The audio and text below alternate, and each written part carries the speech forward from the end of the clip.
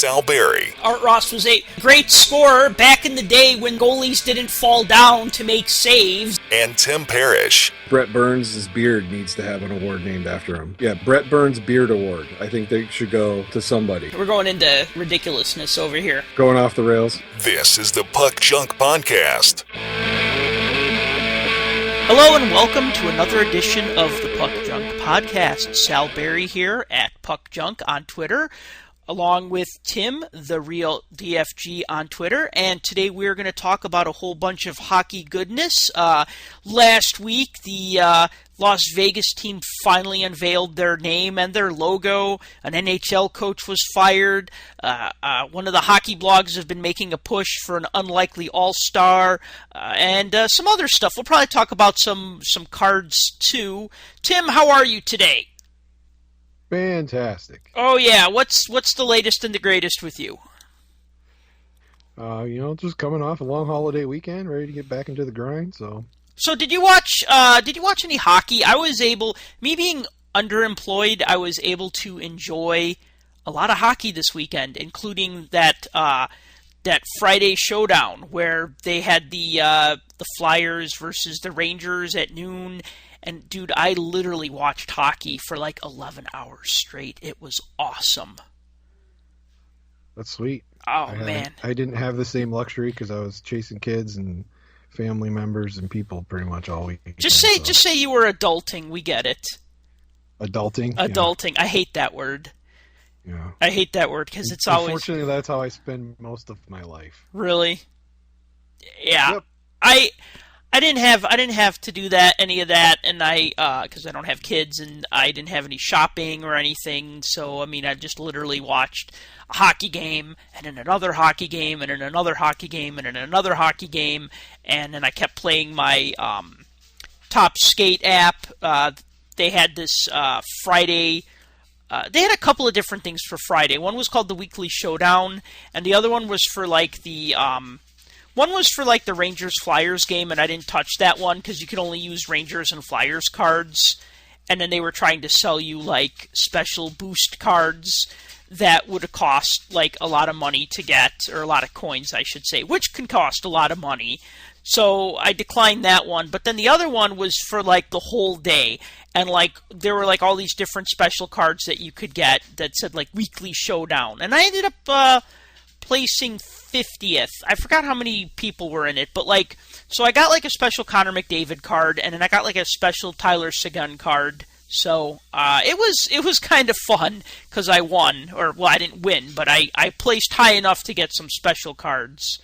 You've been messing with the app lately?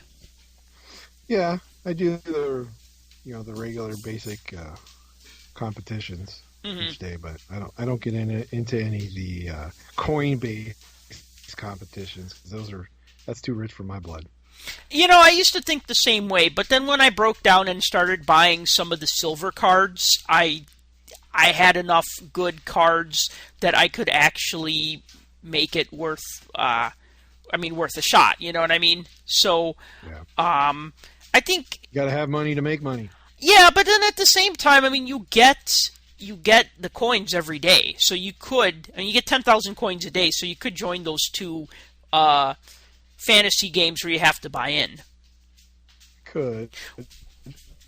Or I could buy, like, I don't know, I think I bought like 14 boost packs over the weekend. Oh, yeah? Didn't get any of the boost cards, but I got a bunch of the parallel greens that I needed to complete some of my team sets, but that's about it. Oh. I'm unexciting on skate. So you're it's funny because like 2 months ago you were explaining to me, you were like, oh dude, or 2 months, month and a half, you were like, oh dude, yeah, this is how you play the fantasy app aspect of that, and now I'm like the one who's like really embraced that, and you're kind of more like, I'm just gonna collect the cards and life is good. Well, like I said, I do the free ones every day, and the one where you only get like three switches or 3 plays to change players out. That one gets kind of annoying. But the unlimited one, I'm always I'm usually always in that, looking for the early game, middle game, late game kind of thing, and fixing those up. So I haven't placed very well. I think the best I did was like top 200 once. So okay, and you still get still get a pack of cards. Yeah, they're base, but it's all right. Well, no, but I'd rather place lower and actually get the 500 coins. And for a while I was doing that. And getting the 500 coins, and like I had it all figured out where what I was doing was I was getting 500 coins a day from each one, and then so that was like 1,000 a day, so times 7, that's 7,000, and then the 10,000 a day for 6 days, and then 25,000 on the 7th day. So I'd get all these coins, and then I would just basically spend them on a Wednesday to try to get all the 3 stars of the week. I find that like unless you're going to throw a lot of money into this game, and you called it a money pit when we first started talking about it, unless you throw a lot of money into it, you kind of have to prioritize. Are you going to collect the cards, or are you going to go into the fantasy aspect of it? Because it's possible to do both, but if you're trying to limit yourself, it's kind of impossible. Like you can, like right now, it's possible to do both, but if you want to really compete, you got to be able to fork out the money for the better cards.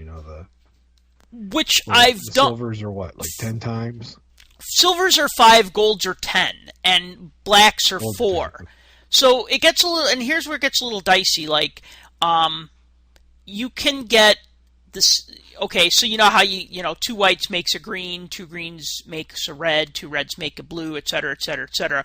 Once you get to black, if I remember correctly, then you need 3 blacks to get a silver and 3 silvers to get a gold. So it starts to get really hard because you have to get a lot of the same card or trade for a lot of the same card to get enough to make a silver. Or even to make a black, just, 2 whites, 2 green, whatever. So I find it like the reason. Are you talking about the exchange rate, or the exchange rate when you meld the cards? Okay. So, I mean, for instance, like who was it? Dustin Byfuglien, right? Like I think I have an orange Dustin Byfuglien now, and that's only because I was able to get 2 blues, which I was able to get with 4 reds, which I was able to get with 8 greens, which I was able to get with 16 whites, or any combination thereof. And I think that's what I mean about, like, it's good to do one or the other. Like, I've pretty much backed off on trying to get all those award cards.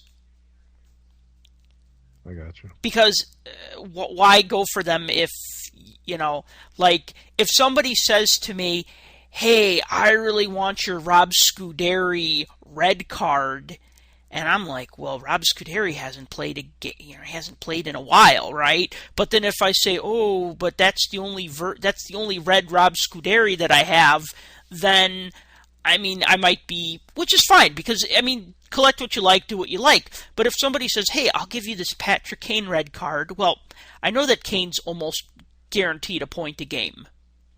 So if he gives me a red Kane, then I could turn around and then upgrade that into a blue card and then upgrade that into an orange card, then all of a sudden I've just made myself that much stronger in the fantasy game. Do you see what I mean? Yep. So that's why you have to why I say you have to prioritize, because unless you just spend a lot of money and you have a lot of everything, I mean, eventually you can have every card, I guess. The chase cards is another story, though. I mean, especially with those limited ones that are like limited to the player's jersey number or some nonsense. I talked to a guy, I think I told you this before. I talked to a guy that claimed this, and I have no reason to not believe him. He spent almost $16,000 on Topps Bunt. And I thought to myself, that is insane. Like, that's like what I owe on my car. It's $16,000 for an app on your phone of fake cards that you can't touch. Yeah. And are basically not worth anything. No, yeah, I mean, you're absolutely right. I mean, even with real sports cards, you can like burn them if you're cold and you need heat. Yeah, right? I mean, even $16,000 on real cards is ridiculous crazy in my mind. Yeah. Especially if you've spent that over the period of like a year or even 2 years. I mean, I've done my fair share of blowing lots and lots of money, but $16,000 in a short amount of time on something like that, it blows my mind. On a digital app, yeah. I mean, yeah, and I think that's part of the problem is that with other things, there were checks and balances. Like, I mean, I think as kids, we would go to the shop and we were either limited by the amount of money in our pocket or to a lesser extent how many cards were available to us. I mean, it's like, you know, if you went to the store and they didn't have any hockey cards, well, you didn't buy any hockey cards, right? Now with everything being digital, you can. You just hook it up to your PayPal. Your PayPal's hooked up to your checking account. Your payroll is direct deposit. There you go. Yeah. It's virtual money, virtual cards. So we haven't gotten a virtual card yet of the Vegas Golden Knights, which is a thing now. I'm glad that we could stop speculating. Now if we can only get all the pundits and journalists and bloggers to stop speculating about who's going to get lost in the expansion draft, I don't care. It will just happen. Everybody wants to do a mock draft. I get it. I like fantasy sports. We do mock drafts in fantasy sports or real whatever. But like everybody wants to speculate, and I'm just sick of it because it's not going to happen the way people think it's going to. A lot of trades will happen by then, and actually, that's the thing. If you're sick of it now and it's only November 28th, imagine how sick of it you're going to be come June of next year. Well, real quick, that's all you're going to hear about. Let me hit you with a quick fantasy or a quick expansion draft. I've been doing a lot of research for an article I'm putting together about the various expansion drafts over the years. Who was probably the most high-profile goaltender? We'll say in modern history. So just say the expansion drafts from the 90s. Who was the most high-profile goaltender to get picked by a team? By an expansion team? I'm going to say John Van Beesbroek. Right, and who was he picked from? Didn't he go from the Rangers to Florida? Is that what it was? Common misconception. You would think that. He went from the Rangers to the Canucks. Because the Canucks didn't want to lose Kirk McLean, and they didn't want to lose. Okay. I'm trying to think who their was it Kay Whitmore was I think their backup, and they didn't want to lose those guys, so they put Van Beesbroek. So they basically traded the Rangers for a goaltender to lose. Because they were pretty solid in net. But look at a team that sucked, right? Just think of like a team circa 1993 that had terrible goaltending. If they had gotten Van Beesbroek, that would have been the goalie that they protected in the expansion draft, right? You would think. Most likely, right. So that was actually really odd that he ended up on an expansion team, but it seemed like all the teams seemed to have one goaltender that they really liked, right. Except for actually the Senators and the Lightning, but they kind of got boned, and I don't want to get into that whole thing because that was kind of convoluted, because then they actually participated in the 93 expansion draft, but that's the thing, so everybody's like, oh, Marc-Andre Fleury is going to be on the Las Vegas team. No, you don't know that. He might end up in Carolina, and Carolina might say, hey, we can shed Cam Ward. And he may very well end up nowhere because Dallas he still has a no trade clause, and that's what people keep forgetting. Yeah, that's true. So that's true. So then they have to use. If that goes away, that's a big leap to get past in order to leave him unprotected. Which there's no way that franchise is not going to get their money's worth out of Marc-Andre Fleury. So I'm tired of people talking. So that I will agree with you. All right. Hearing the whole Fleury-Murray debate, who do you keep, who do you get rid of? If those are the only two high-profile goalies that get this argument from now until then, I'm tired. I am tired of. I will agree with you there. Okay, that's cool. So what do you think of their logo? I like the logo. It's very slick and simple. I was hoping they weren't going to go for something ridiculous over the top or something convoluted and weird looking. So just that main night logo of the helmet and everything. I think it's pretty cool. I did see another one though too. Had like a shield and some crossed, I think they were arrows or something like that, or Swords, maybe? Or spears or something. That I guess it was an alternate logo. I think they might have been swords. But to me, they both look kind of, if they're going to go with the whole Knights theme, they kind of look like logos, sort of. So I'm not saying there's a conspiracy there, but, you never know. Actually, the helmet itself, if you really look, it looks more like what do you call them? Like a Spartan helmet rather than a knight helmet. It does, yeah. But I think they were really trying to get that V shape in there. Well, that's exactly it. They put the V in there for Vegas. What do you think about the fact that they're just called the Vegas Knights? They dropped loss as part of the name. It's like it's not even included in any of their advertising or logos or anything. Well, it's just Vegas Knights. I don't know. I think they just wanted to be the Vegas Knights. I think that's what they really just wanted to be. Because it just sounds cool, I guess. I know he wanted most people refer to it as Vegas anyway, so. Right. I mean, for a little while, the Tampa Bay Lightning, I believe people called them the Tampa Lightning, and then, Tampa Bay, Bay went away for a little while, and then it came back, if I remember. I should ask Justin. He would be the expert on that. Yeah, I can't speak to that, but I was thinking more like, so you have Los Angeles. What if people stop saying Los Angeles? Just said Angeles. That doesn't make any sense. Doesn't sound cool. Yeah. But, yeah, Vegas Golden Knights. I like it. I think Bill Foley wanted Black Knights, but he was having a problem with the military actually making that work. So, Golden Knights, I think it's pretty good. I like the team colors. I like the logos. They could have made it work. Slick. They could have made it work because, you have, Oilers in football and in hockey, right? And you have Panthers in football and in hockey, right? I think the problem was more with the naming rights thing with that Black Knights and different military insignia and stuff. Because he's got a huge background with the military, so I think that's why he wanted to kind of keep it that way. But here it is. A lot of times you throw down, okay, we're gonna have a new team, so let's leave it up to the general public to pick up from these 4 or 5 names. Fully picked this one himself. So hey, if you buy an NHL team, you should. If people hate it. It's on him. You should get to name it. Right? I agree wholeheartedly.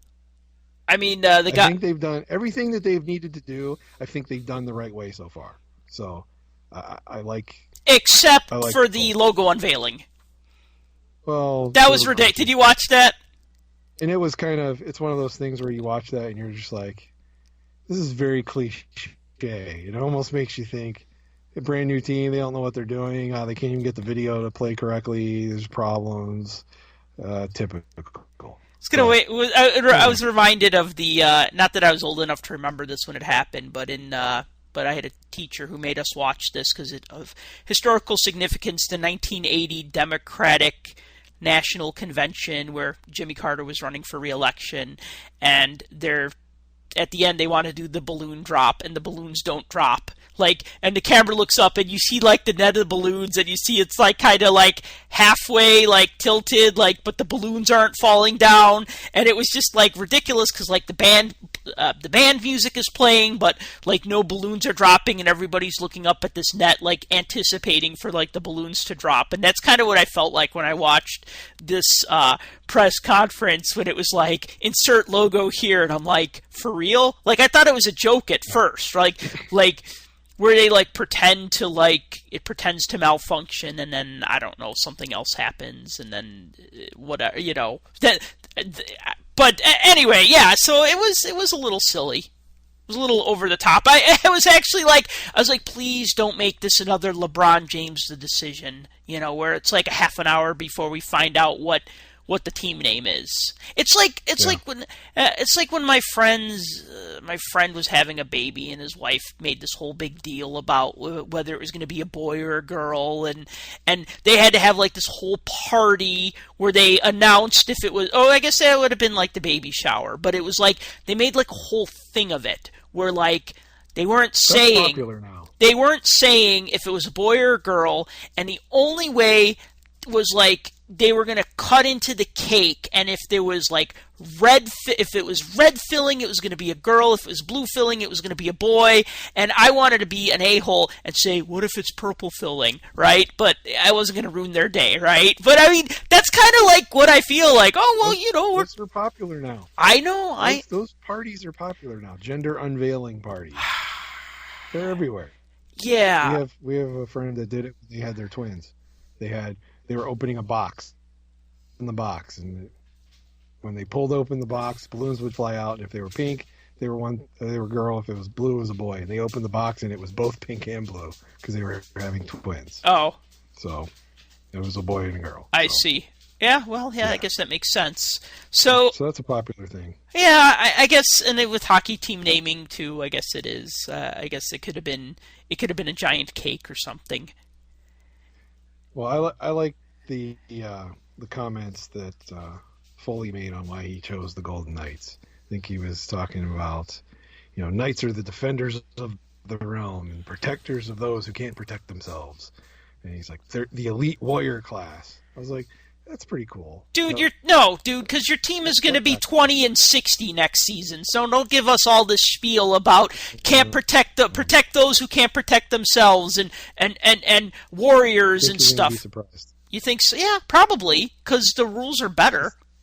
The rules are better for them in the draft. They're going to end up with some pretty decent talent, and I mean, just like any team anymore, they want to build from within the organization. They still get preferential picks in the regular expansion draft, too. Mm-hmm. So you never know. They may land one or two guys that are NHL ready. I'm not saying they're going to be a playoff team right out of the gate, but, this is a league of parity anymore. Mm-hmm.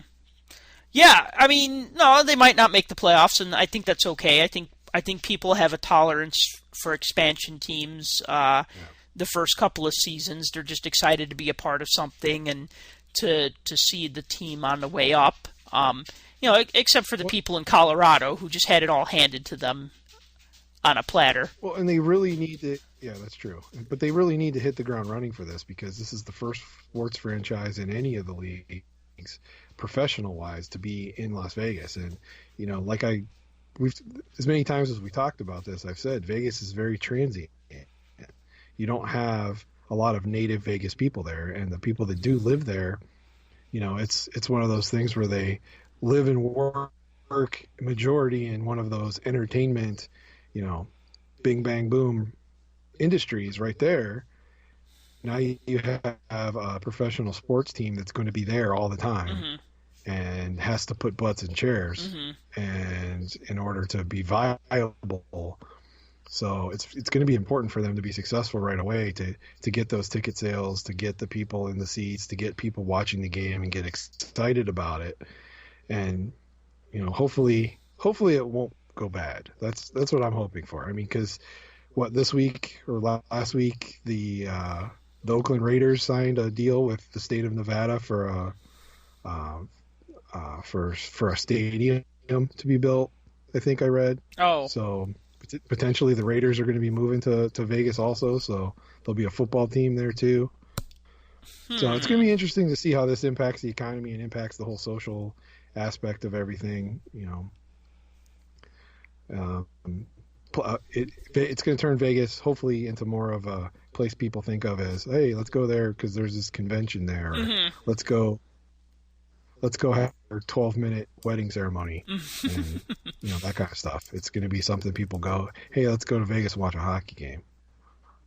Right. Especially people visiting from other places or time it so they can go there and buy tickets to a game where their team from their home city that they're a fan of is playing, mm-hmm. maybe in Vegas. So, yeah. It'll be fun. I haven't really thought too much about that. I'm trying to remember the jersey color. They're what, like blue, is it?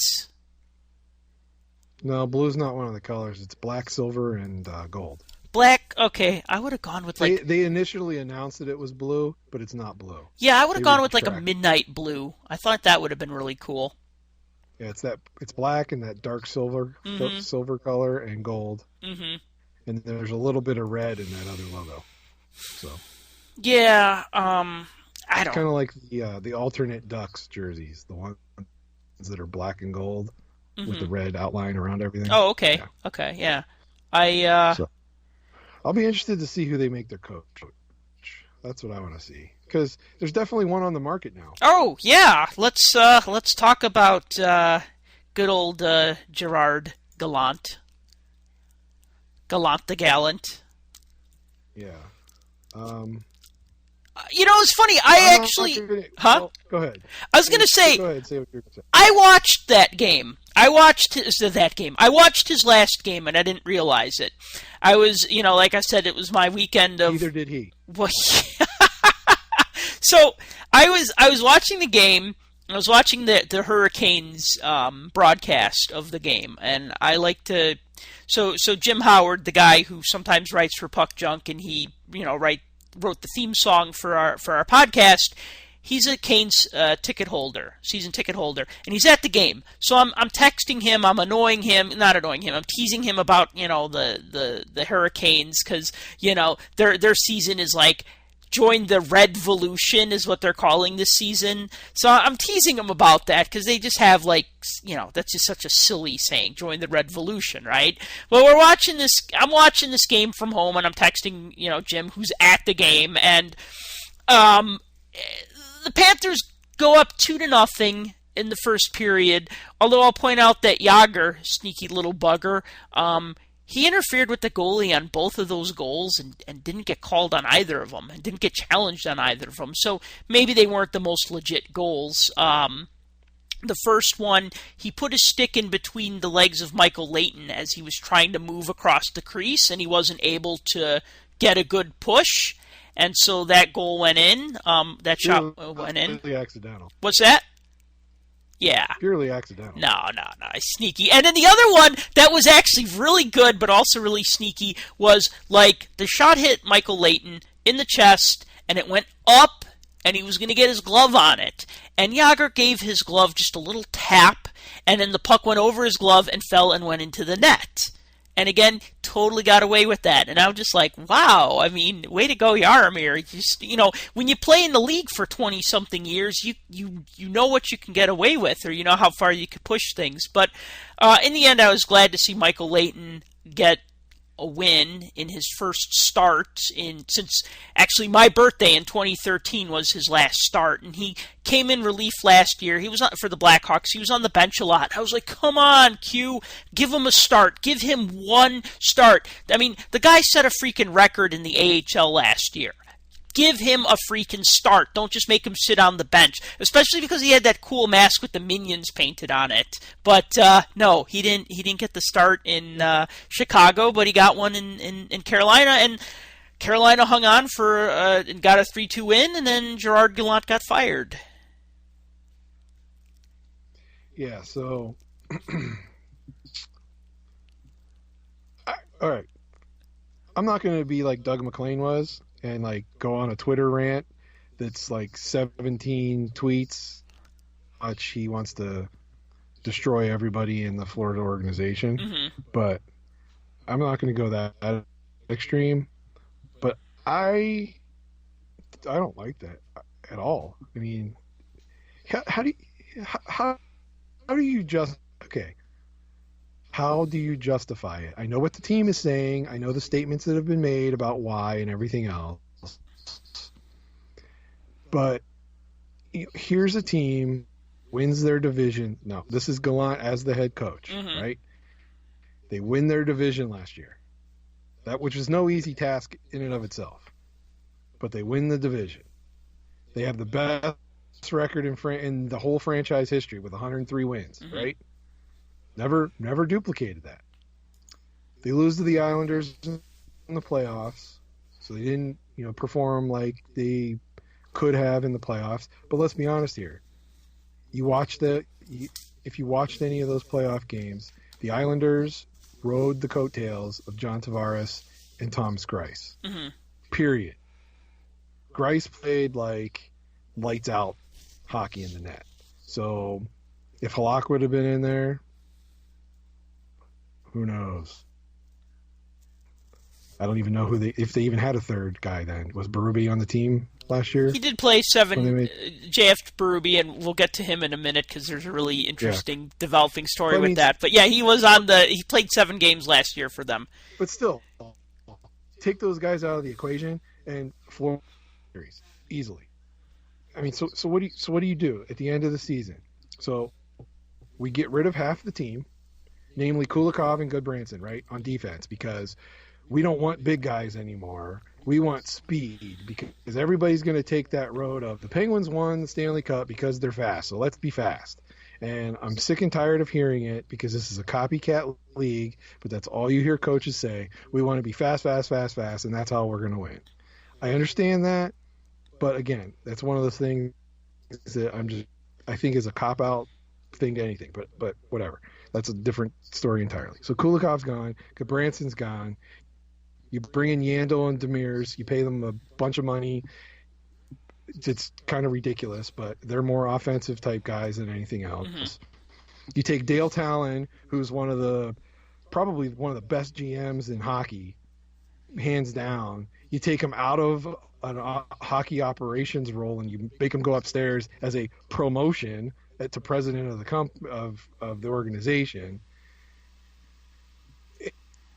Now, 22 games into the new season, you're still above 500. You're 11-10-1. You're 5th in your division, and you fire your coach, who was the runner-up for the Jack Adams Trophy less than 5-6 months ago. And you're going to replace him with Tom Rowe, which no dig on Tom Rowe, but he has zero experience coaching in the NHL. That is weird. So, what are you doing? That's what I don't understand. I don't get that. I don't get that at all. All the teams in the league and the performance so far this year, 22, 23, 24 games into a very young season, mm-hmm. Gallant was not even on my list of coaches that was potentially going to get axed. No, he didn't. He didn't seem like his job seemed safe. It's strange to see a GM take over. I mean, he is taking over as an interim coach, but it's strange to see the GM take over as an interim coach if he doesn't have experience. Like, we used to see Bob Pulford do this in Chicago with the Blackhawks all the time, where whatever coach it was would get fired, and then Bob Pulford would be coach again, and then they'd hire someone else, and then he'd get fired, and then Bob Pulford would always step back in. You know, it's just, I'm kind of used to that, but it's not unprecedented. I mean, it's happened before, right?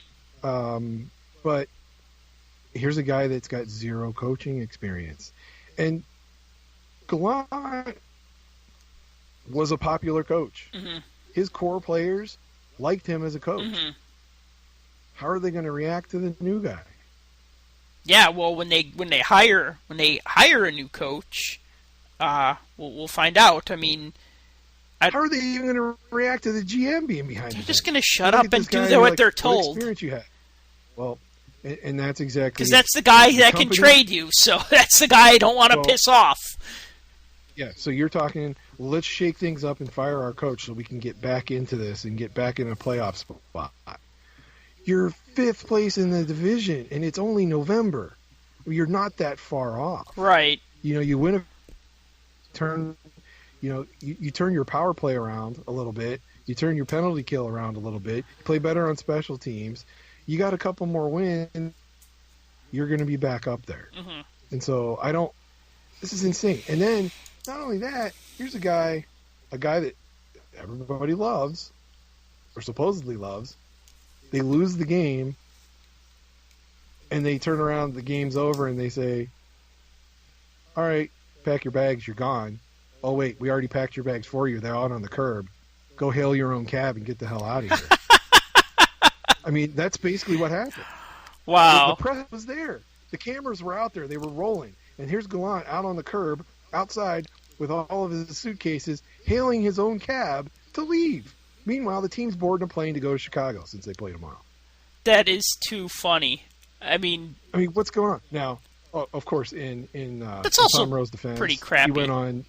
Well, in Tom Rowe's defense, he went on Florida's radio station and said that Gallant will get reimbursed for that cab ride. So, that's I don't know nice. if he was saying that to jest or if he was just trying to make a joke or. But this is the NHL. So I mean, look, if it's an AHL cab ride, this is the NHL. You get him an Uber, but not or a Lyft.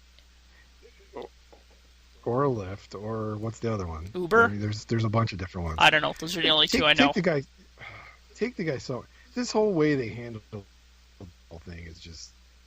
I'm nobody. I'm not even a Panthers fan. I felt bad for the guy. I mean, to get tossed like that. Mm-hmm. I mean, you almost won the Coach of the Year award. You were the runner-up for Coach of the Year. You had more wins than this franchise has ever had, and took the team to the playoff. When people said at the All-Star break that they were done. And you're fired 22 games into a new season, and you don't even have a losing record. That's why I don't know. Like the comment I made earlier, Doug McLean, for if anybody doesn't know, if you don't follow him on Twitter, he went off on and he basically singled out executives in the Florida office and was targeting them and asking people what their Twitter handles were so he could try to flame them. And there was some exchange going back and forth of pleasantries between, I forget who the person was. It was like director of operations or somebody there. But, I mean, look, it's not Gallant's fault, period. It's not his fault. You dismantled your two of your better defensemen you got rid of to bring in defenders that aren't stay-at-home type defensemen, aren't big guys, but can puck handle and add to your offense. And that's what their job was. Problem was, Yandel had an injury, Demir's had an injury, Yager's had an injury, Jokinen's had knee injury, Huberdeau's out for God knows how long with that Achilles injury he had. Mm-hmm. Bugstad had the broken hand. He's only played 3 games all season. I mean, he's finally coming back. He'll be in the game tomorrow against Chicago. Petrovic just had ankle surgery like yesterday or the day before. I mean, here's all your top scoring guys that have missed tons and tons of time. Injuries. I mean, you get the injury bug, it's bad. You know, when a locker room gets the flu and guys start going down left and right, it seems like that's been their flu. It's been all of these injuries, knee injuries, ankle injuries, Achilles injuries, hand injuries, upper body, lower body. I mean, it's been one thing after another, taking guys out of lineups. I don't know. You can't pin this on Gallant. You can't. And I just wanted to say, because that actually, when you mentioned the cab, hailing his own cab, I'm reminded of, again, before my time, but just a great story when the Blackhawks fired their head coach, Billy Ray, in the 70s. They slid a note under his office door. That's how they fired him. That's almost as bad as the guy that gets fired and he only finds out he's fired because there was a group message that went around in work and he wasn't included on it. You brought up the Islanders goaltenders earlier, and they are I think the only team this season that's currently carrying 3 goaltenders, if I remember correctly. Well, of course, because their GM is Garth Snow and he's a goaltender. Oh, so that's right. Protect his guys.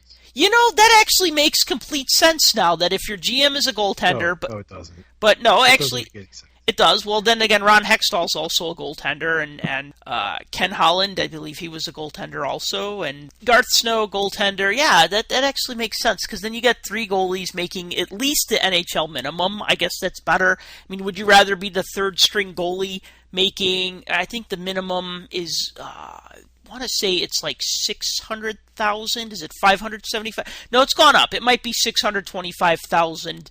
Let's just say 600,000. Would you rather make 50,000 in the AHL or 600,000 in the NHL, but you're a third string goalie? You always want to be in the big show. Yep. So. Yep. Even if you only made 50,000 being in the big show, I think you would still take it. Well, yeah, but I mean, if it was like, well, be a third string here or a first string there, then yeah, you'd want to be a first string. But if it's down at the AHL level, so basically, what we're getting to is that this hockey blog that I started reading called Lighthouse Hockey. They've been good to me. They've linked to some of my stuff in the past, which I appreciate. They're making a push to get the New York Islanders' third-string goaltender, JF Berube, in the All-Star Game. So the NHL, which could stand for the No Humor League, to go along with the NFL, which is the No Fun League. So the No Humor League doesn't want another John Scott. So they're making all these rules, to keep the fans from doing something like that. However, Berube makes an interesting loophole. So let me just walk you through these, and I'm not sure if I'm remembering all of them. The first thing is the player has to be on an NHL roster as of November 1. Well, correct. He was on a NHL roster since opening night. So, yes, so he is on the roster. Okay, that's the first rule. The second rule is that he cannot be demoted to the minors anytime between now and the All-Star break or whatever, or a week before, I don't know, somewhere thereabouts. Now, unless it's for a conditioning stint. Except for a conditioning stint, right. Now, here's the deal.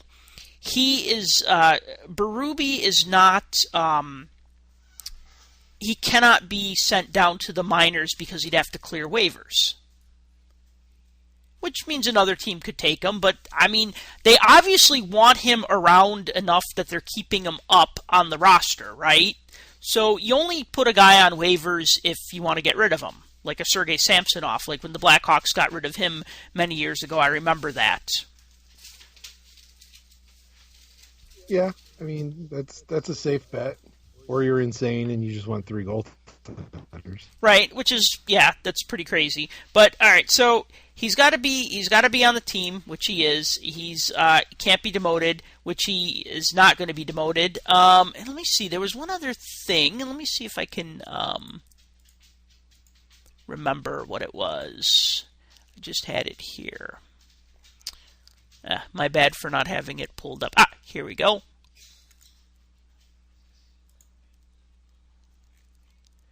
Let's see.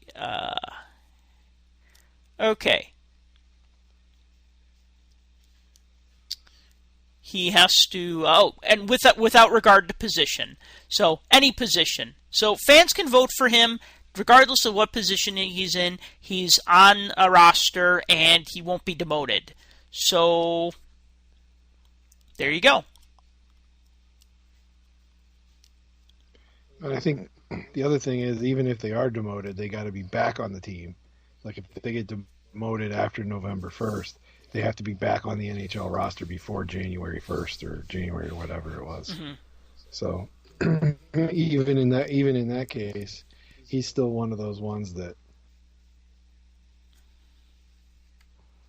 So, I don't know. Where's the All-Star Game this year? Los Angeles, I think. It's in Los Angeles. See, I don't know that you can get enough fan base to vote for him. You think? Think it could happen? They got enough to vote for John Scott. Yeah, maybe. More people voted for John Scott than Patrick Kane, and Patrick Kane led the league in scoring, so figure that one out. Well, and we know what that was. That wasn't...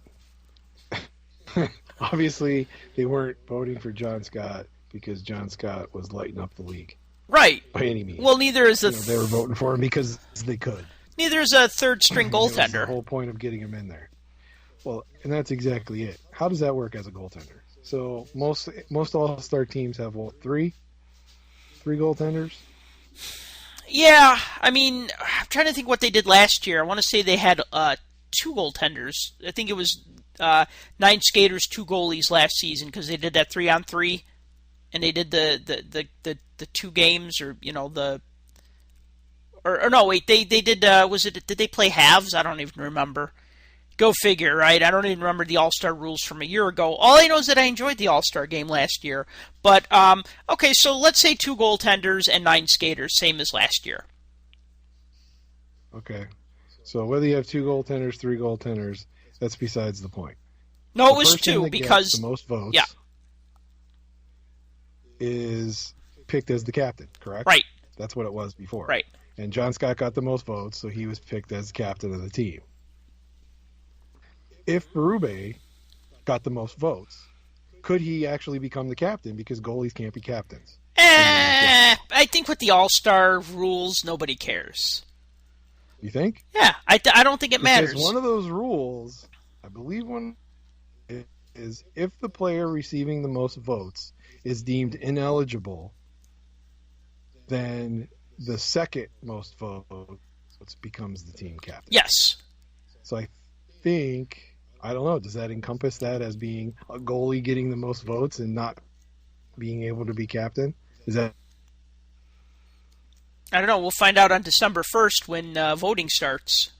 Well, so in essence, it would cease to be a John Scott incident, and it would be its own incident of J.S. Berube. Which would be awesome. So now that we have the John Scott rule in place, next year they will have to have the J.S. Berube in place. Hey, he'll be known for something. So he'll get his name in the record books. Well, that's not really a record book thing. The history books, maybe. History books, yes. But I think what would be something that was said, I want to say it was said by Kevin Weeks. I think he suggested a couple years ago that they make the goalies the captains of the All-Star team. Because, remember, like, they would do, like, the fantasy drafts, and that didn't really work out for a while. And just how goalies just, like, they get no... They only did that, like, once or twice. Right. I liked the fantasy thing. I thought that was cool, where guys got to pick their own teams. It was... But then it went away really faster than it was there. I don't know if it was that great, but I think what would be interesting is you make the goalies the team captains, and then you let them pick the team that they want. Like, actually, that would be really cool. Like, and actually, if that was, like, the criteria where, like, instead of, like, having a fantasy draft where, like, okay, you have these three goalies, three teams get drafted on TV, if you say, okay, Roberto Luongo, you're a team captain, and, Corey Crawford, and Carey Price, and, I don't know, pick someone else. Peter Budaj. Quick. He's hurt. So you pick Peter Budaj. Well, Budaj's been doing all right. But anyway, so you have your four goalies, and then you have them say, now pick the guys that you want to play in front of you for the All-Star game. Like, not... Will they have a list of players they can pick from, or they can pick anybody? They could pick anybody. Because if you think about it... It ceases to be an All-Star game. Goalies get... How is it not an All-Star game? Goalies get shelled during All-Star games. They get bombarded. I agree. But you might have goalies that are like, you know what? I'm going to pick, defenseman X and defenseman Y to be in front of me, and they are by no means going to be considered all-stars, but they're the kind of guys that will lay down their body and be basically a secondary goaltender. Yeah, but you also have to score goals to win.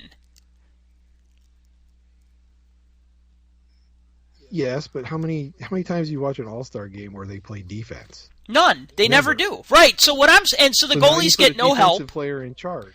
No, you put the goalies in charge and you say, pick your 9 skaters for your team. I could buy into that as long as it was a predetermined list of players. It wasn't some infinite list of players that was available to choose from. I think I could buy into that if there was like the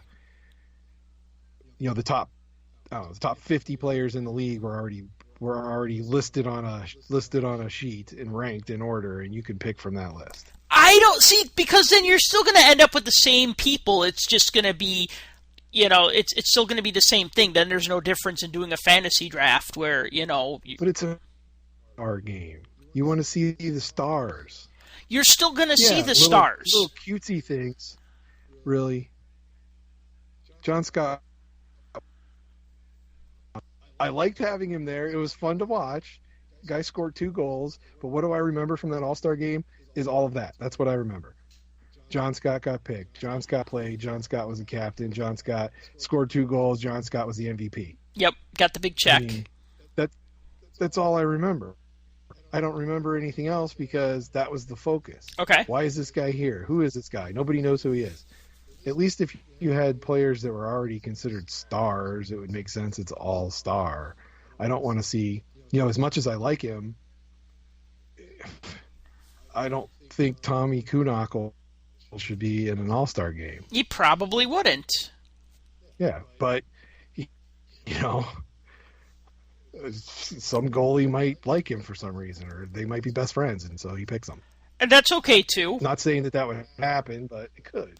Okay, but if I was in if I was like in the Central Division and I was the goaltender, and now again, I'm not a pro goaltender and I don't see these guys every day, but like if I was like Corey Crawford or whatever, the goalie for the Central Division team, I would probably say, yeah, I want Duncan Keith in front of me.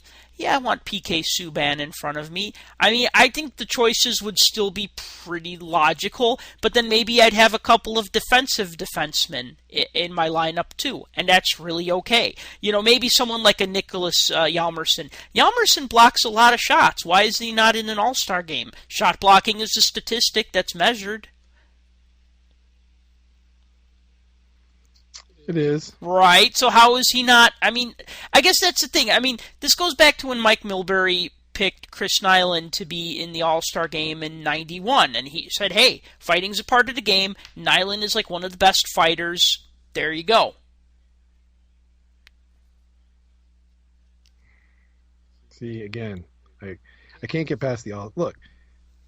You remember Rory Fitzpatrick? Mm-hmm. Vote Rory. Yeah, I remember. Most people don't. And the people that do remember him as being, or for one specific thing. And that was, he was the first John Scott, per se, that ended up getting pushed through because of the way the rules were set up and allowing every schlub in North America to vote for whoever the hell they wanted to. Yeah, the online voting. So he was that first guy. I mean, he fell like 20,000 votes shy of like Nick Lindstrom, who. Well, here's the funny thing. He had 4 Norris trophies and 3 Stanley Cups. Well, here's the funny thing about Roy Fitzpatrick. Zemgus Girgensons. That was the other one. Zemgus Girgensons. So what? So? Girgensons. Yeah. That's right. Zemgus Girgensons. That was the other one. He was by no means an all-star caliber player. Yet, here he is. Mixed in the all-star voting because people are trying to be funny and break the system. What's funny about the Rory Fitzpatrick thing, and I don't have the exact numbers in front of me, but the NHL, okay, so you said he fell short by 20,000 votes, right? But of second place. He was like the third highest. Right, but there's been some I don't want to call it a conspiracy, but there's been some speculation that the NHL just like literally threw out the 2,000 or 20,000 votes or whatever. And the proof of that is that somebody sat down and they added up all the votes that everybody got. So you know how you vote for 6 starters in one conference, you vote for 6 starters in the other conference, right? Mm-hmm. So when you cast a ballot, you couldn't just vote for one player. You had to vote. You had to fill in for all 12, right? So far, so good, right? So, yeah. If you took all the total votes for everybody who got even one vote, and it would be divisible by 12. Well, the math was off because it just basically looked like they took his votes and subtracted 20,000 and said, oh, he didn't win, but there wasn't enough, but the math wasn't right. But you get the bigger picture of what that whole thing was about, though. Here's a system that they put loopholes in it. Let's break the system so they do something to fix it. So they did. People don't break it so that they fix it. They break it because it's fun. Because it's funny. Okay, tomato. We can call it whatever we want. No, because you could say, the system was broken. They exploited it. They fixed the system. It got broken again. They fixed it again. It got broken again. So now here we are, 4 fixes later. are we going to see the same thing again? That's why I said, each time, now there's John Scott rules. Now we might have to have Berube rules because they're going to break it again. Look, everybody wants to see the All-Star Game. Everybody has their own idea of who wants to be in it and players that want to be in it. But let's be honest, it's an All-Star Game. I don't want to see garbage players in there. I don't. I don't. That's just me. I mean, you can view it however you want. I'm not going to do that. All right, fair enough. Well, yeah, can't really top that then. So I guess we're just going to end it here. Great. I just broke the podcast. You broke the podcast. We can't go anywhere. You were the showstopper. You're like, I don't want a garbage all-star game. And it's like, well, okay. Thanks for listening.